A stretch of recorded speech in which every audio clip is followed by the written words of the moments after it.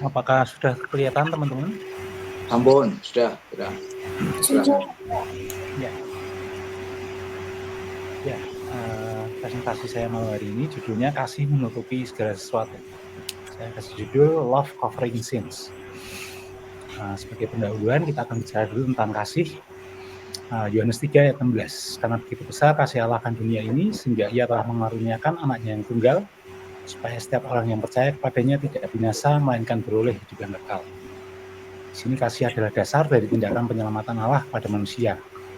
Kasih karunia Allah tidak membeda-bedakan dan berlaku untuk seluruh umat manusia tanpa terkecuali.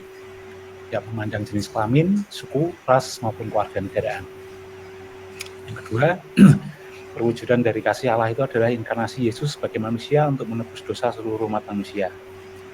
Baik dosa di masa lalu, masa kini, dan masa datang. Dan memulihkan hubungan manusia dengan Allah yang setelah rusak oleh dosa. Memberi kesempatan pada manusia untuk beroleh keselamatan. Berikutnya, Rasul Paulus menulis dalam 1 Korintus 13 segala sesuatu tentang kasih. Namun apa yang mendasari tulisan Paulus tersebut pada jemaat di Korintus?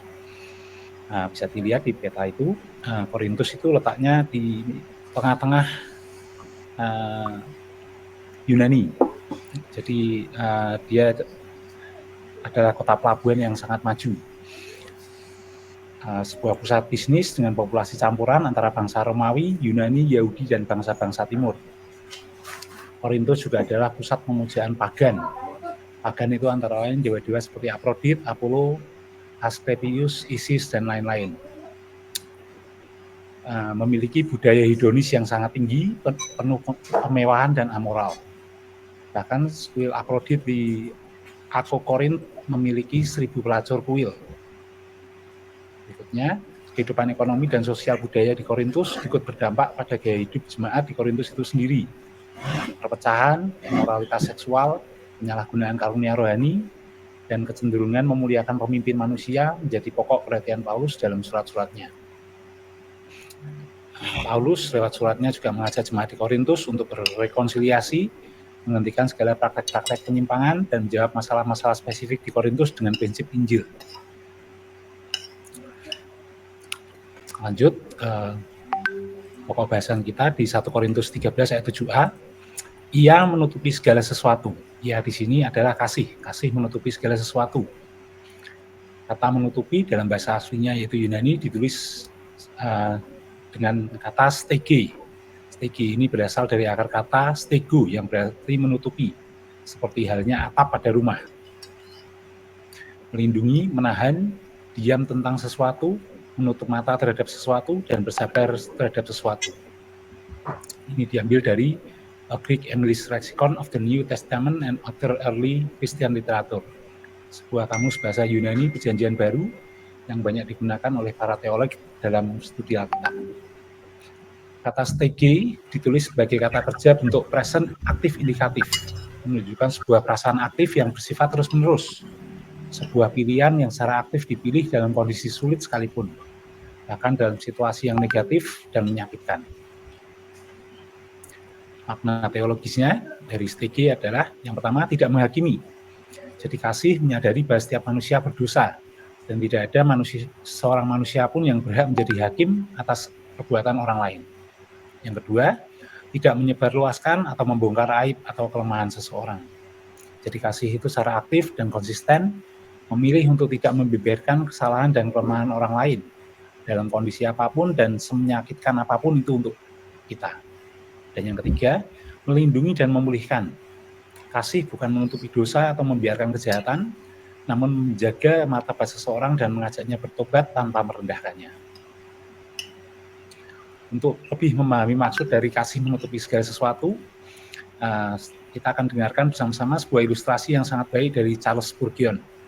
Charles Spurgeon ini adalah seorang pengkhotbah baptis dari Inggris yang sangat berpengaruh dalam kebangunan rohani di Inggris pada abad ke-19. Charles Spurgeon dalam salah satu khotbahnya yang bertema Love Covering Sins, sesuai dengan judul presentasi saya malam hari ini, menceritakan tentang seorang pendeta di London yang secara tidak sengaja mendapati seorang jemaatnya yang dihormati, seorang pria yang terkenal baik, suami yang teladan, tengah mabuk di ruang tamunya. Si pendeta tidak sengaja melihat pemandangan itu ketika melewati rumah jemaatnya itu dari celah tirai jendela yang tidak tertutup. Sebuah pemandangan yang jelas tidak sesuai dengan reputasi dan kesaksian hidup jemaat tersebut. Si pendeta memilih diam, tidak menceritakan hal ini kepada siapapun termasuk istrinya, dan justru meningkatkan kunjungan pastoral ke keluarga si jemaat tadi tanpa sekalipun menyebut kejadian tadi. Suatu hari, jemaat itu mengalami musibah, anaknya sakit keras, sang pendeta pun datang dan mendoakannya.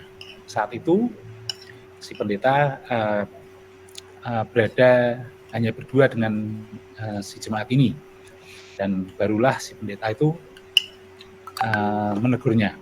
Izinkan aku mengingatkanmu, ada satu hal yang lebih buruk dari sakitnya anakmu, yaitu jika dia melihat ayahnya kehilangan kendali karena mabuk dan berbuat yang tidak benar.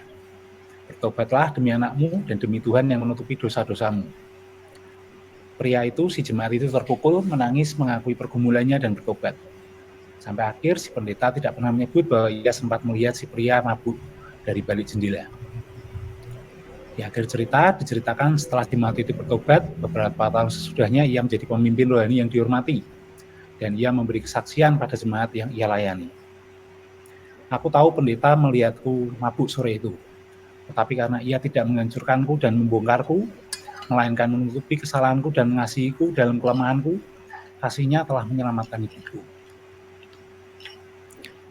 Kesimpulannya, lewat ilustrasi Charles Spurgeon di atas, kita tahu bahwa yang pertama, stege atau menutupi dosa di sini bukan berarti menyembunyikan dosa atau membiarkan kejahatan, sesuai Amsal 28 ayat 13. Si pendeta tidak membiarkan jemaat itu dan langsung aktif mengunjunginya. Dalam kunjungannya pun si pendeta tidak sekalipun membahas soal mabuknya. Si pendeta tahu sebagian besar orang akan merasa tersinggung, malu, atau bahkan menarik diri apabila aibnya diketahui orang lain meskipun itu keluarganya sendiri. Si pendeta juga tidak membiarkan kejahatan. Dengan rutin mengunjungi keluarga si jemaat, pastinya si jemaat tidak akan punya waktu ataupun berani untuk mabuk-mabukan lagi. Yang kedua, menegur tanpa mempermalukan. Ini sesuai dengan Matius 18 ayat 15. Si pendeta memilih diam di depan publik tetapi melakukan pendekatan privat dengan penuh kasih. Dengan demikian, martabat si jemaat tetap terjaga. Si pendeta mencari waktu yang benar-benar tepat untuk bicara empat mata dengan si jemaat dan menegurnya ketika kesempatan itu tiba. Dengan demikian, si jemaat tidak perlu malu dan martabatnya tetap terjaga bahkan di hadapan keluarganya. Dua poin inilah yang menjadi dasar dari kasih menutupi segala sesuatu. Sebagai penutup, seorang teolog Kristen terkemuka juga, yaitu Gordon Fee, pernah berkata, kasih membiarkan orang lain memiliki ruang untuk gagal dan kemudian bangkit kembali. Apakah si jemaat yang ketahuan mabuk tadi akan bertobat dan menjadi pemimpin rohani yang hebat di kemudian hari? Kalau seandainya si pendeta tadi tidak menutupi aibnya, tapi justru membongkarnya di depan umum dan keluarganya, kemungkinan besar tidak. Itulah pentingnya memiliki salah satu kualitas kasih sebagai hamba Tuhan, yaitu kasih yang menutupi segala sesuatu. Terima kasih, sekian dari saya, ini daftar pustakanya.